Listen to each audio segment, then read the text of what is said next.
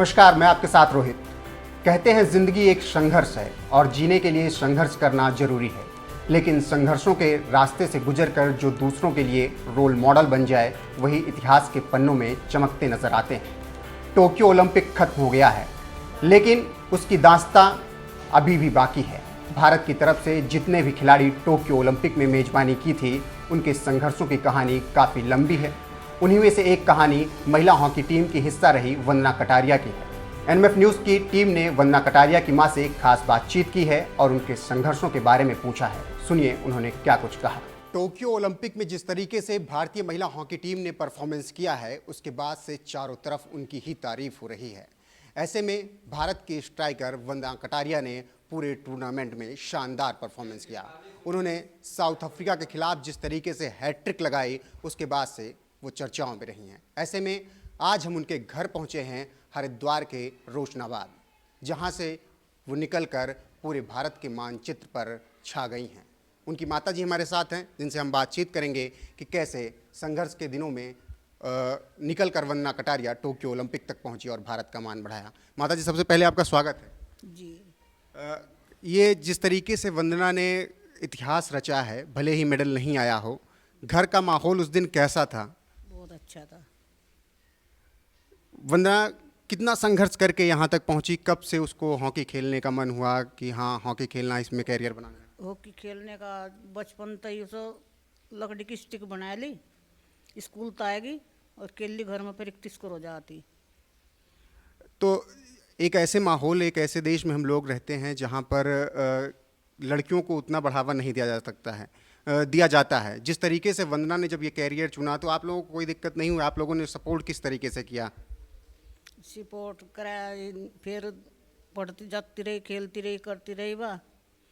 फिर उसमें गई नखलाव के हॉस्टल में, वहाँ उसमें करा था उसका। तो इन वक्त में आप लोगों ने संघर्ष का भी जीवन देखा होगा, काफ़ी मुश्किलों का सामना भी करना पड़ा होगा, तो कैसे मैनेज किया आपने इन सब चीज़ों को वंदना की? क्योंकि इतनी बड़ी फैमिली और भी बच्चे रहे होंगे, तो कैसे मैनेज किया? घर में पैसा भी नहीं था। मैं जब गए पहले शुरू में नाम भरवाया, मेरे पास कुल्लम 100 रुपये पड़े थे। इनके पापा भी घर नहीं थे। कहने लगे स्कूल था मम्मी, स्टेडियम बन रहा है, सब बच्चे नाम लिखवा रहे। मैं कहने लगी, मैं कहा चलो बेटा मैं भी लिखूंगी थारा नाम, दोनों बहनों का लिखवाए। फिर मैं जब तो जाने लगी थी, फिर शुरू करा था इनते स्टेडियम तो बस। तो कभी आपने वंदना को रोका नहीं, या कि ये कहा जाता है घर की बड़ी बेटी है? क्या है, तीनों लड़की जहाँ थी मेरी। अभी कौन कौन सी बच्चियां, हमने सुना कि और भी बच्चियां खेल रही हैं? छोटे वाली और छोटी छोटी जा रही है। तो अब घर में पूरा खेल का माहौल मतलब हो गया, जिस तरीके से वंदना ने परफॉर्मेंस किया। सारी ये बच्ची जहाँ मेरी सारी ये पोता पोती सब जा रहे हैं। उसके बाद से जिस तरीके से वंदना से या पूरी टीम से पीएम ने बात की, तो एक गर्व का पल हुआ कि हाँ, बेटी के लिए जो हमने सोचा था आज वो पूरा हो गया, भले ही मेडल ना आया हो। देखो, और बड़ा हॉस्टल मांग गया ना, बड़े सारे गांव का जो मने कराते ना, अकी करवाओगे नौकरी इन पर, ये भेज रहे हैं वहाँ से स्टेडियम में करवाओगे नौकरी। आज उनके बच्चे जा रहे हैं।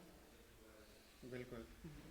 पिताजी की कमी हमेशा सबको खलती है, एक वो जो होता है। पिताजी की वो हो रही कमी महसूस, उसमें हो रही ज़्यादा। तो वंदना जिस तरीके से पिछले 4 महीने से घर पे नहीं थी, इस बीच पिताजी नहीं रहे, तो आखिरी वक्त में वो आ भी नहीं पाई, तो जब अभी मुलाकात हुई, वंदना किस तरीके से मैनेज कर पाई घर पे आकर? बहुत बुरी तरह कराया है ना, रोई बहुत ज़्यादा मेरी बगल भर का। एक कमी जो है वो हमेशा खलेगी इसकी। और अब वंदना जिस तरीके से फिलहाल, अब उनका करियर जिस तरीके से चल रहा है, आने वाले वक्त में अभी जब वो आई, खुशियाँ लेकर आई, पूरे देश के लिए लेकर आई, आज एक वो पूरे भारत में उनका नाम है। पूरे देश का नाम रोशन करा, तो गाँव का नाम रोशन करा। तो अब आपको ये नहीं लगता है कि अब आपके और जो बच्चे हैं वो खेल रहे हैं, वो भी, उनसे उम्मीदें हो चली हैं अब देश को कि आगे वो नाम बढ़ाएं? है, मुझे उम्मीदें भी करेंगे, हो सकें आगे। वंदना की बचपन की कुछ बातें बताइए, जो ऐसी बातें रही हों जो कि दर्शक भी जानना चाहते हैं, हम लोग भी जानना चाहते हैं। बचपन की बात बस, आने का स्कूल तो यही काम करे करती है बस। मैं ऐसे हो जाऊँ तो वो खाना खा ला बस। बच्चे नटखट होते हैं, एक तो वंदना किस तरह से बचपन में थी, नटखट थी किस तरह? की जिद नहीं करती है, कहीं जीत नहीं करती, जैसे घर में होते सिखा लेती, नहीं अपना खेल में लग रही, जो भी मिल गया दाल चावल नमक रोटी वो भी खा लिया वंदना ने, कहीं की जीत नहीं करी। किसी भी चीज़ की जिद नहीं की।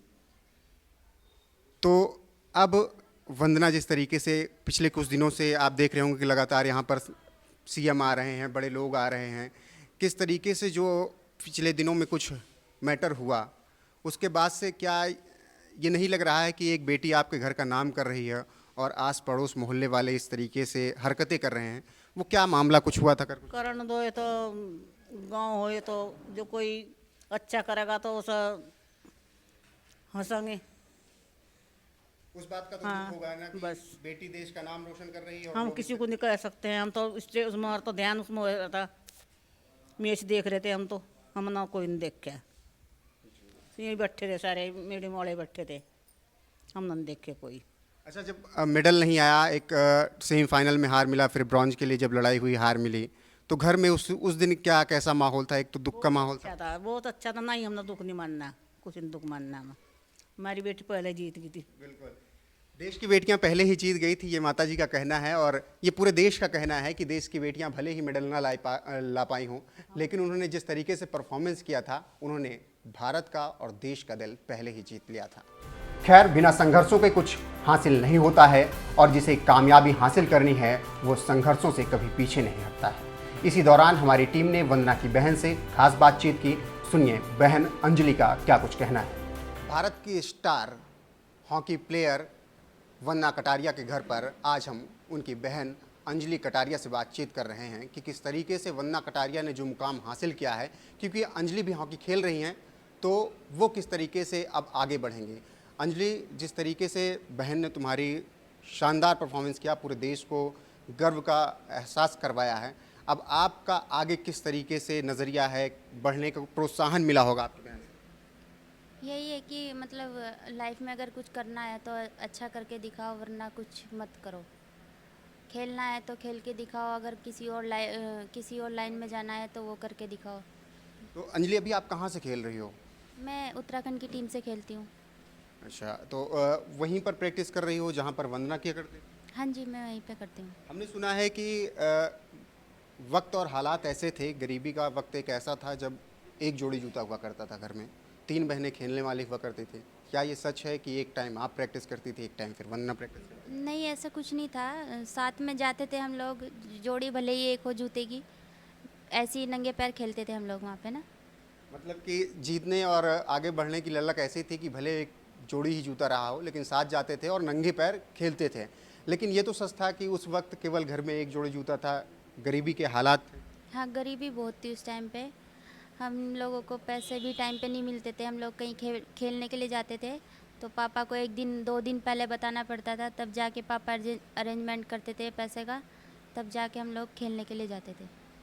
हमने आपकी मम्मी से बात की लेकिन उन्होंने उतना चीज़ें नहीं बताई। लेकिन अगर हम आपसे पूछेंगे किस तरीके से आप यूथ हैं और सोशल मीडिया का वक्त है, ऐसे में किस तरीके से जो दौर चल रहा है जहाँ पर लड़कियों को इतना आगे बढ़ने नहीं दिया जाता है, किस तरीके से आप लोगों ने मम्मी पापा से कहा कि हाँ हमें आगे बढ़ना है, हमें खेलना है? वैसे तो हमारी ऐसी कोई इच्छा नहीं थी, लेकिन वही मम्मी पापा का बस एक सपना था जो हमने किया है। आपको बता दें कि वंदना कटारिया को सीएम योगी ने 25 लाख रुपए इनाम में दिए हैं। बहरहाल वंदना के संघर्षों पर आपका क्या कहना है, कमेंट बॉक्स में जरूर बताएं।